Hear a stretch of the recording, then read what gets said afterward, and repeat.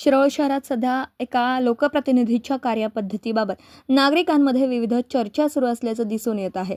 लोकप्रतिनिधी हा सुसंस्कृत, सुशिक्षित, नम्र आणि जनतेच्या प्रश्नांबाबत संवेदनशील असावा अशी सर्वसामान्यांची अपेक्षा असते. मात्र येथील एका नगरसेवकाबाबत नागरिकांमध्ये वेगळीच चर्चा रंगू लागली आहे. संबंधित नगरसेवक हा पूर्वीपासून मटका व्यवसायाशी संबंधित असल्याचा आरोप होतात.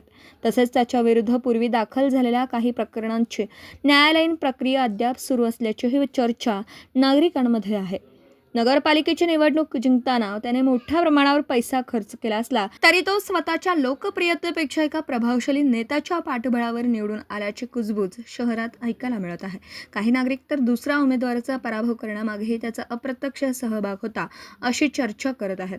दरम्यान एका शाळेच्या शालेय व्यवस्थापन समितीवर लोकप्रतिनिधी सदस्य म्हणून त्यांची नियुक्ती करण्यात आली. मात्र समितीच्या बैठकींना नियमित उपस्थित न राहिल्याबाबत सदस्यांमध्ये नाराजी असल्याचं समजत आहे. गेल्या 4 महिन्यात एकाही बैठकीला उपस्थित न राहिल्यानंतर नुकत्याच झालेल्या बैठकीत ते उपस्थित राहिले. मात्र बैठकीदरम्यान त्यांनी मुख्याध्यापक, शिक्षक आणि समिती सदस्यांशी उद्धटपणे संवाद साधल्याचा आरोप उपस्थितांकडून करण्यात येत आहे. आम्ही खूप व्यस्त असतो, आम्हाला व्हॉट्सॲपवरील संदेश समजत नाहीत, बैठकीपूर्वी फोन करून कळवावं अशा प्रकारची भूमिका घेत त्यांनी उपस्थितांसोबत वाद घातल्याची चर्चा आहे. त्यांच्या या वर्तनामुळे पालक, शिक्षक आणि विद्यार्थ्यांसमोर लोकप्रतिनिधी पदाच्या प्रतिष्ठेलाच धक्का बसल्याची भावना काही नागरिकांनी व्यक्त केली. विशेष म्हणजे व्हॉट्सॲप संदेश पाहता येत नसल्याचं सांगणाऱ्या या लोकप्रतिनिधींना मटका व्यवसायाशी संबंधित संदेश मात्र वेळेवर कसे दिसतात असा उपरोधिक प्रश्न काही नागरिक उपस्थित करत आहेत. त्यामुळे त्यांच्या वक्तव्याबाबतही नागरिकांमध्ये आश्चर्य व्यक्त होत आहे. काही पालकांनी तर अशा व्यक्तींना लोकप्रतिनिधी म्हणून निवडून दिलं कसं असा सवाल उपस्थित केला आहे.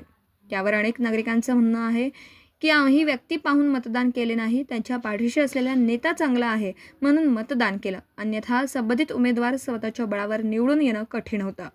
दरम्यान शिरोळ शहरात मटका बंदी असतानाही काही भागात हा व्यवसाय सुरू असल्याच्या तक्रारी वेळोवेळी समोर येत आहेत. छत्रपती संभाजीनगर परिसरासह जांभळी, हरोली, नांदणी आणि धरणगुत्ती परिसरात ऑनलाईन व मोबाईल फोनद्वारे मटका व्यवसाय सुरू असल्याची चर्चा आहे. या सर्व प्रकाराकडे पोलीस प्रशासन दुर्लक्ष करत आहे का असा प्रश्न नागरिकांकडून उपस्थित केला जात आहे. शहरातील काही नागरिकांनी तर याबाबत अधिक चौकशी करून संबंधित यंत्रणांनी कारवाई करावी अशी मागणी केली आहे. कायद्याचं पालन करणाऱ्या सर्वसामान्य नागरिकांवर कारवाई होते, मात्र प्रभावशाली व्यक्तींशी संबंधित प्रकरणांमध्ये प्रशासनाची भूमिका सौम्य का असते असा सवालही उपस्थित होत आहे.